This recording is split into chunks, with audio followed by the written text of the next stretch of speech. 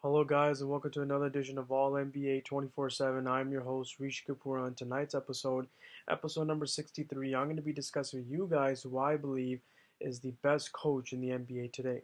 So, names that come to mind are obviously Gregg Popovich, Brad Stevens, Dwayne Casey, Steve Kerr, um, uh, other names that come to mind.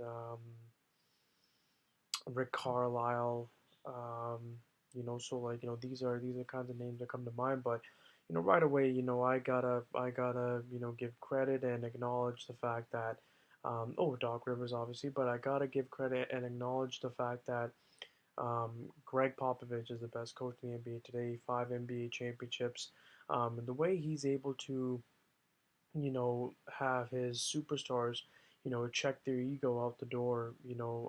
Tim Duncan, Manu Ginobili, Tony Parker, all were players, great players that could have played on other teams and have been franchise players on other teams. But, Gregg Popovich instilled in them that, hey, let's play as a team and let's win as many championships as we can. And they won 5 together. And the way he managed, players' minutes. I believe that there was one season where every player played below 30 minutes a game. I think the only player that did it was Kawhi. Um, well, the fact that he won, in every decade. He won in the 90s, he won in the 2000s decade, and he won in the 2010s decade, and all with the Spurs. He's been with the Spurs since 1996, and he's the longest tenured sports coach currently. And and the way he was able to win, he won with Tim Duncan and David Robinson. Then David Robinson retired. Then obviously Tim, Manu, and Tony, right? Like all continued to win together even after David Robinson retired. And the fact that he's able to make the team go to playoffs every year with Kawhi Leonard injured last year, Tim Duncan's retired, Manu Ginobili's retired now, Tony Parker's retired, but I believe this team, the Spurs, will make the playoffs again this year.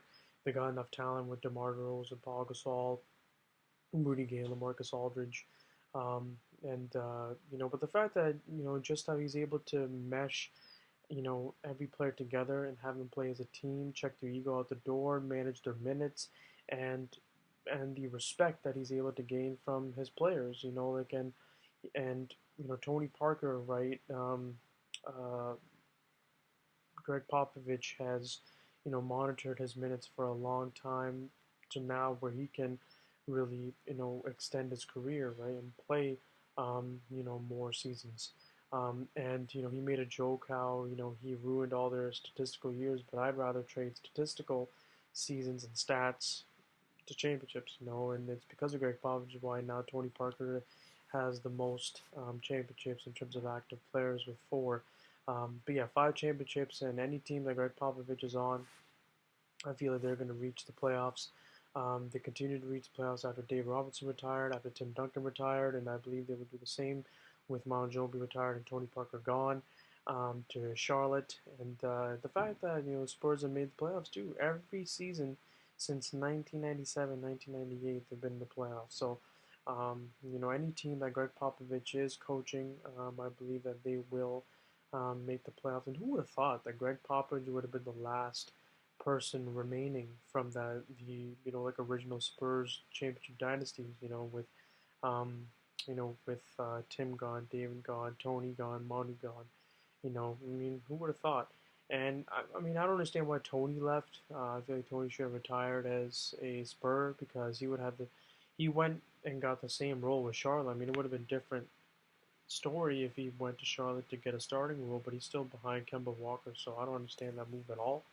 I believe the Spurs could have paid him exactly what he was getting with Charlotte, and he'd still make the playoffs, and he'd be able to retire his whole career in San Antonio. But obviously, he's very close with Nicolas Batum on the French national team. I guess they were in contact, but um, yeah, I thought that Tony would retire as a Spur, but yeah, but yeah, like at the end of the day, I believe that Greg Popovich is the best coach, not because of championships, but because of how he's able to manage his players' minutes, have them all meshed together in a system, the consistency and level of discipline and level of winning every year is why you cannot go against this man and why he is the best coach in the NBA today. Until he retires, then I will say somebody different. But until he's in the NBA, he's the best coach today and one of the greatest coaches of all time.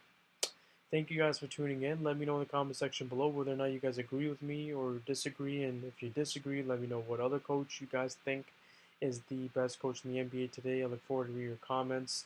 Let me know why you think he is the best coach in the NBA today, why you agree with me, why you disagree, and and say somebody else.